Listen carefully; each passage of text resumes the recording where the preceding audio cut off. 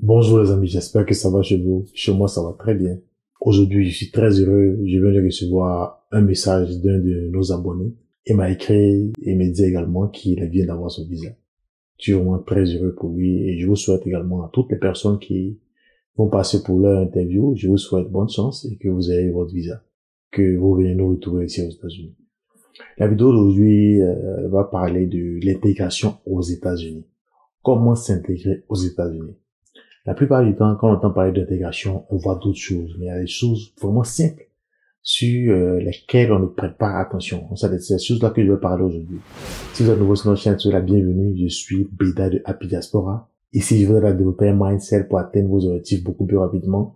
Je fais des vidéos sur la productivité, je fais des vidéos sur comment développer votre présence en ligne. Et pour toutes les personnes qui vivent déjà aux États-Unis, ou pour celles qui désirent vivre aux États-Unis, je partage des trucs et astuces sur les États-Unis. Donc, si l'une de ces thématiques-là vous intéresse, je vous demande de faire deux choses. La première des choses, c'est de vous abonner. Et la seconde, c'est d'activer la cloche de notification. Happy Diaspora a eu 1 an la semaine dernière, donc je tenais à vous informer déjà. Merci beaucoup pour tout votre soutien. Sans vous, il n'y a pas de chaîne. C'est vrai que c'est moi qui suis le créateur, mais si je fais la vidéo, puis il n'y a personne pour la regarder, il n'y a pas de chaîne. Donc, cette chaîne-là est la vôtre, cette chaîne-là vous appartient. Je vous dis merci pour votre support, merci pour vos likes, merci pour vos partages.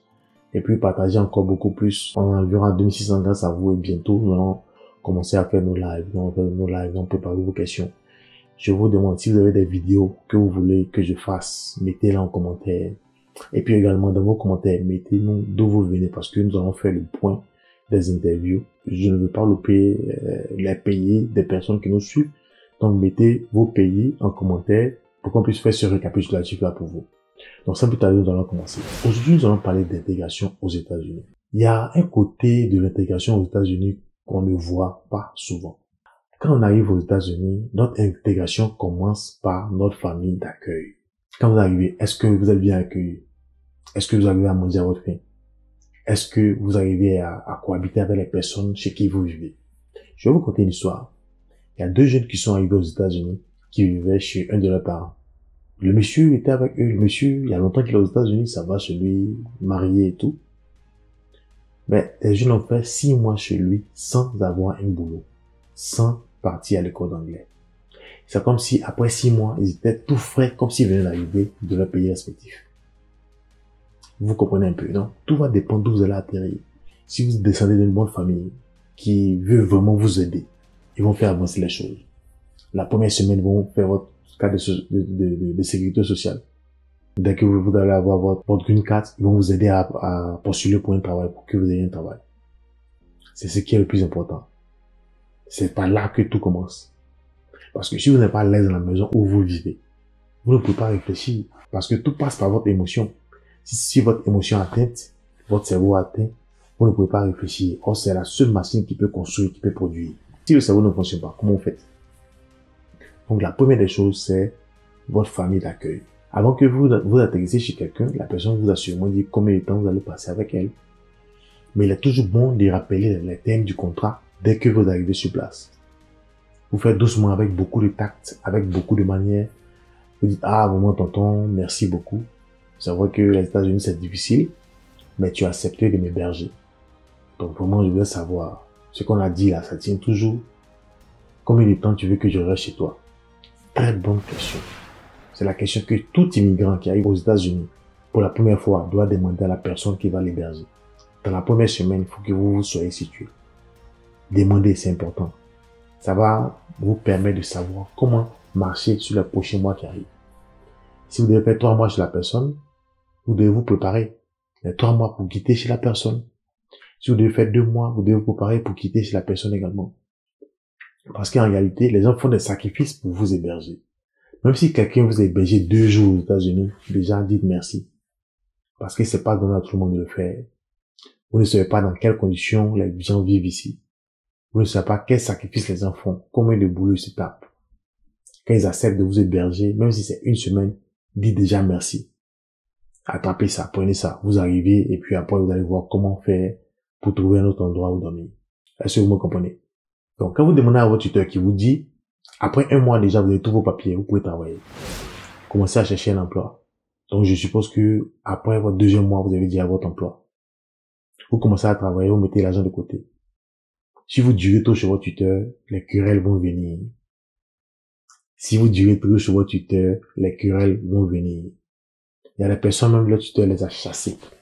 Le tuteur a dit, mon frère, ça fait 5 mois que tu es chez moi, pour faire tu vas partir.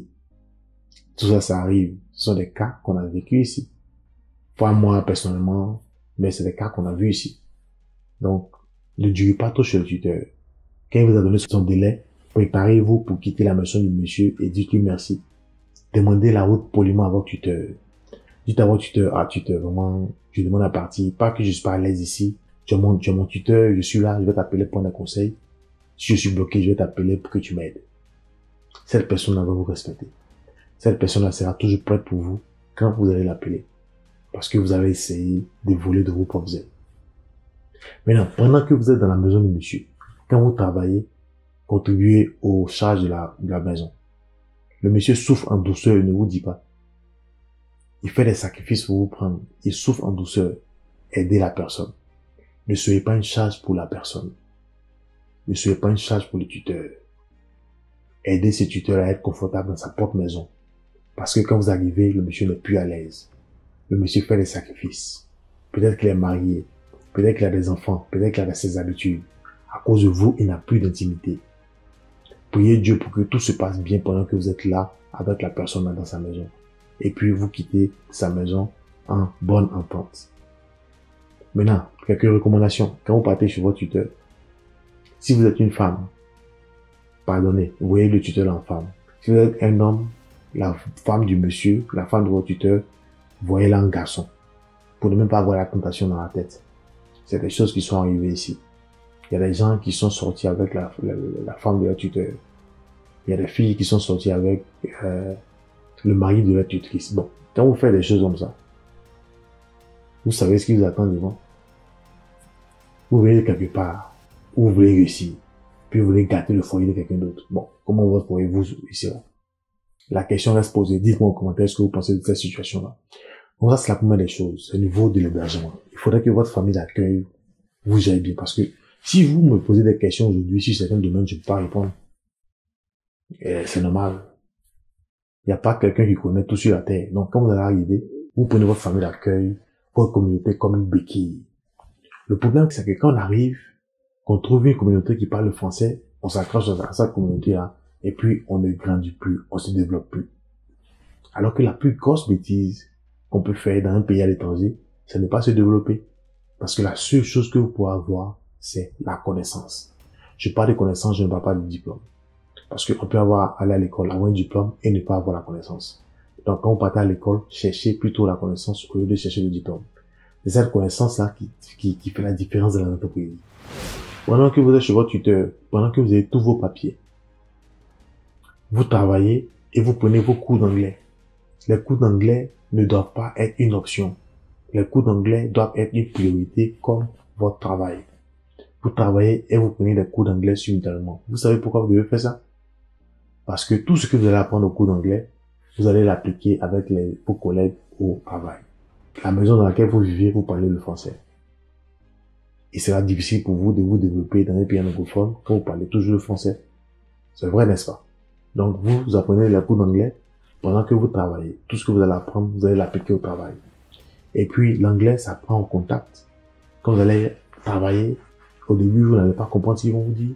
Mais au fur et à mesure, vous allez piquer quelques mots. Il y a beaucoup qui ne savent pas écrire en anglais, mais qui savent s'exprimer en anglais. Ils ont appris comment coller des groupes de mots aux situations. C'est ce qui fait qu'ils arrivent à s'exprimer. Donc, je vous souhaite la même chose. Dès que vous arrivez, vous mettez, ne restez pas toujours dans la communauté francophone. La communauté est là, elle va vous soutenir. Mais vous êtes venu ici pour apprendre d'autres choses. Comment vous faire des amis. Apprenez à vous faire des amis ici aux États-Unis. La meilleure manière de trouver des amis, c'est de trouver quelqu'un qui a le même centre d'intérêt que vous. Moi, j'aime jouer au basket. Donc je vais tout suffit un peu grand, je vais me faire un ami. Je vais une fois, deux fois, trois fois. Je vais trouver quelqu'un qui est là, comme moi, et on va comme ça converser. C'est la même manière de vous faire des amis. Si vous aimez lire, vous partez à la bibliothèque. Vous choisissez un jour, vous partez à la même heure, vous allez trouver quelqu'un qui a la même routine que vous. Vous allez commencer à causer avec la personne. C'est comme ça qu'on se fait des amis. Faites-vous des amis américains, des amis native speakers, des gens qui sont nés ici, qui s'expriment correctement en anglais. C'est comme ça que vous allez vous intégrer. Plus vite vous allez parler la langue, plus vite vous allez vous intégrer dans ce pays-là. Il n'y a pas de médicaments pour ça, quoi. Quand vous vous intégrez, pensez à ce que vous voulez faire.